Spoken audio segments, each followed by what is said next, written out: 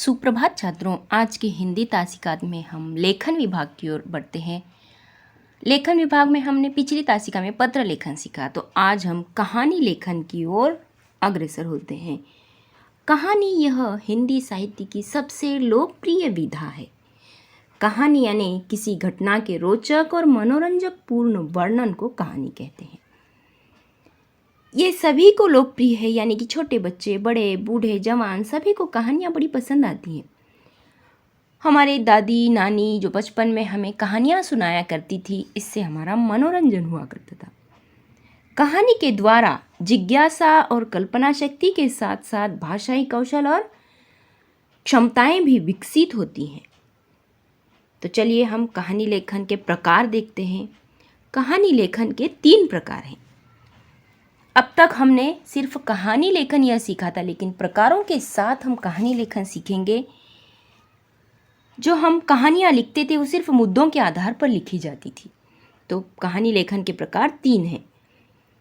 सहायक शब्दों के आधार पर कहानी लेखन, मुद्दों के आधार पर कहानी लेखन, सुवचन या कहावतें या मुहावरों के आधार पर कहानी लेखन यह तीसरा प्रकार है।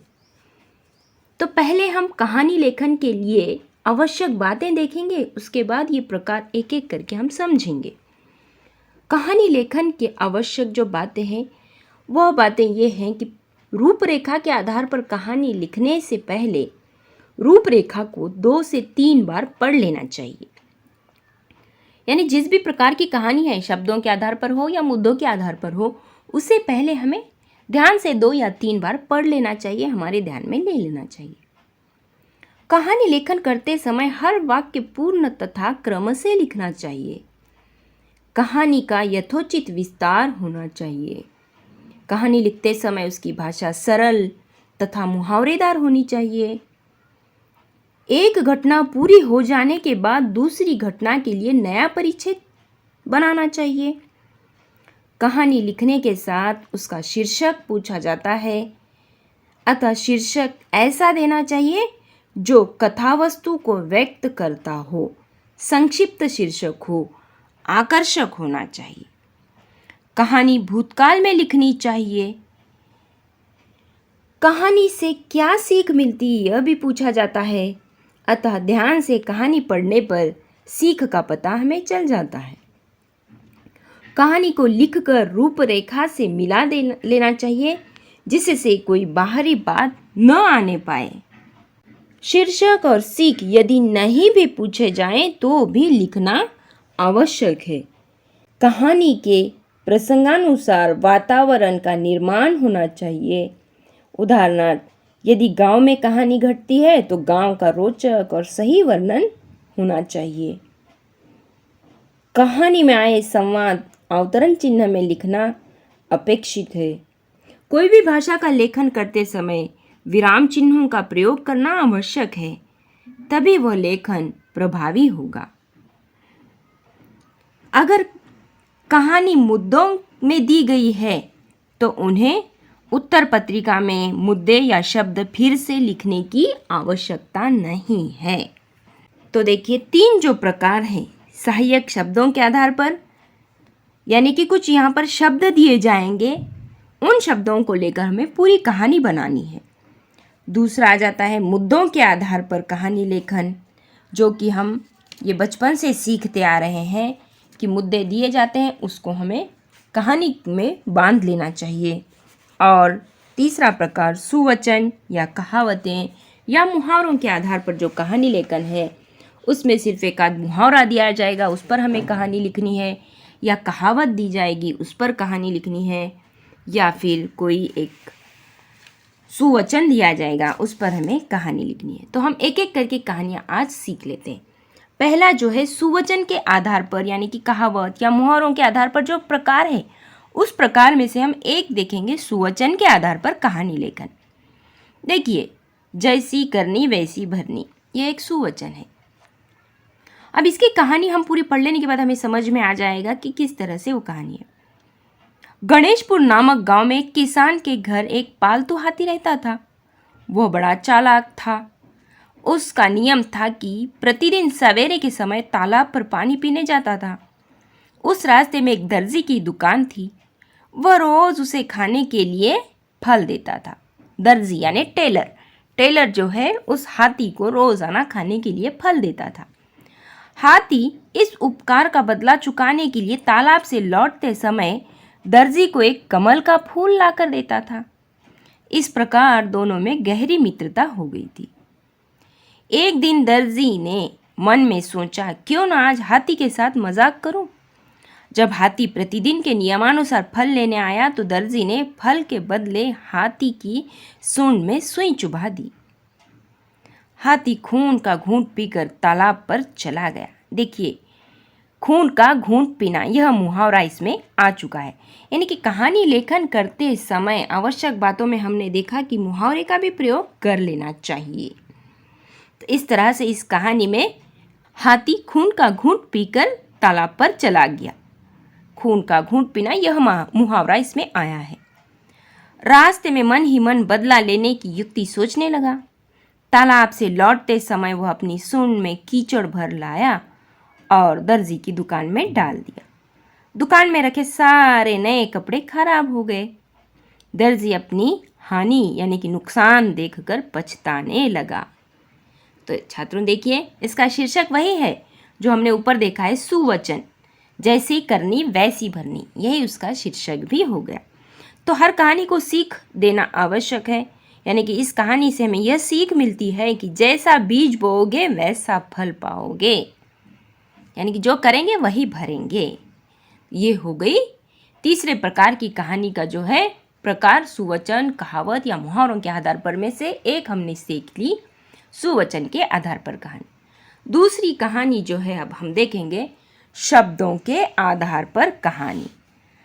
अब इसमें जो कहानी दी गई है शब्दों के आधार पर कहानी, तो यहाँ पर कुछ चंद शब्द दिए गए हैं। उन शब्दों को लेकर हमें पूरी कहानी बनानी है।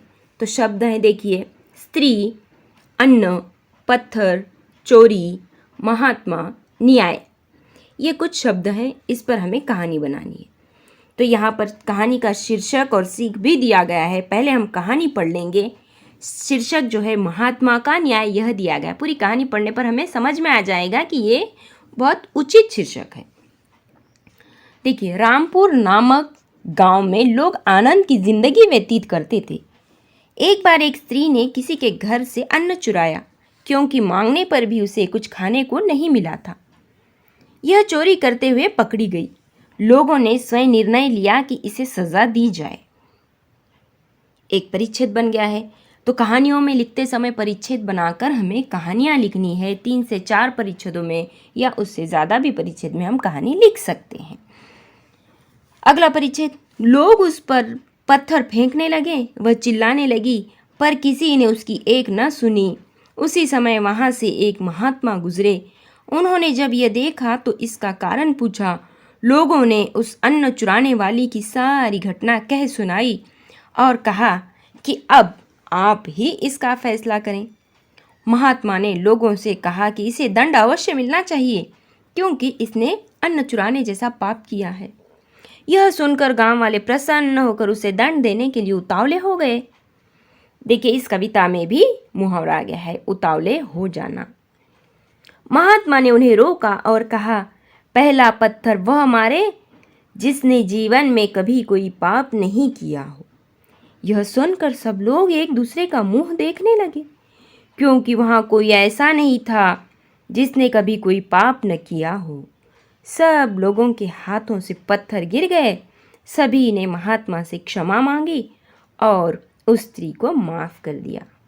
तो इस कहानी से हमें शीर्षक क्या पता चल गया है कि महात्मा का न्याय। और सीख क्या मिली है, देखिए, इस कहानी से हमें यह सीख मिलती है कि सबसे बड़ा दंड अपराधी को क्षमा करना है। तो इस तरह से यह हो गई शब्दों के आधार पर कहानी। तो अगला प्रकार जो है मुद्दों के आधार पर कहानी, अब यह हम देखेंगे। ये जो कहानियाँ हैं हम बचपन से सीखते आए हैं। इसी तरह से एक छोटी सी कहानी अब यहाँ पर मैं बताने जा रही हूँ। देखिए मुद्दे, गरीब कसाई, मांस बेचना, बाज़ार से मुर्गी लाना, सोने का अंडा देना, लालच, मुर्गी को काटना। अब ये जो कहानी हमने पहले भी सुन चुके हैं। अब यहाँ पर सिर्फ बताने के लिए उदाहरण के तौर पर दिया गया है। देखिए, लालच का फल, यह इस कहानी को शीर्षक दिया गया है। हम पूरी कहानी पढ़ने पर ही हमें शीर्षक का और सीख का पता चल जाता है। तो कहानी की शुरुआत। गंगापुर में एक गरीब कसाई रहता था। दिन भर मांस बेचने से जो मिलता उसी से अपने परिवार का गुजारा करता था। एक दिन कसाई की किस्मत खुल गई। उसे कहीं से एक बढ़िया मुर्गी मिल गई। कसाई खुशी खुशी उसे घर ले आया। वह मुर्गी रोज सवेरे सोने का अंडा देने लगी। इससे कुछ ही दिनों में वह कसाई अमीर हो गया। उसकी पत्नी दूसरों के घरों में काम करती थी, परंतु अब उसने काम करना भी छोड़ दिया। धीरे धीरे गांव में मुर्गी की चर्चा होने लगी। एक दिन कसाई ने सोचा, यह मुर्गी रोज सोने का अंडा देती है, इसके पेट में ऐसे बहुत से अंडे होंगे, क्यों न इसको काटकर सारे अंडे निकाल लूं। वह चाकू ले आया और उसने मुर्गी का पेट काट डाला। मुर्गी छटपटाकर मर गई। कसाई ने देखा, मुर्गी के पेट में तो एक भी अंडा नहीं था।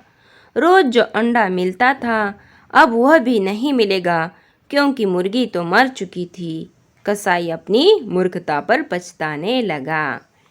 यानी कि कसाई जो है लालची बन गया था, यानी कि लालच का फल उसे बुरा मिला। तो शीर्षक जो है लालच का फल ये दिया गया है। और इस कहानी से हमें सीख क्या मिली है कि लालच करने वालों को अंत में पछतावे के सिवा कुछ नहीं मिलता। इस तरह से देखिए, हर कहानियों में हमने देखा है कि कहानियाँ जो है भूतकाल के वाक्यों में लिखी जाती है, यानी कि भूतकाल में लिखना चाहिए। और कहानी में एक आध दूसरे मुहावरे का हमें प्रयोग कर लेना चाहिए, यानी कि हमारी जो भाषा होती है सरल और मुहावरेदार होनी चाहिए। और कहानी अलग अलग प्रकार की होती है, जो कि हमने अभी आज सीखे 3 प्रकार। इन तीनों प्रकार के कहानियों को आपको अच्छे से समझ लेना चाहिए। अगर कहानी लेखन में आपको कोई शंकाएं होंगी तो आप कमेंट बॉक्स में पूछ सकते हैं।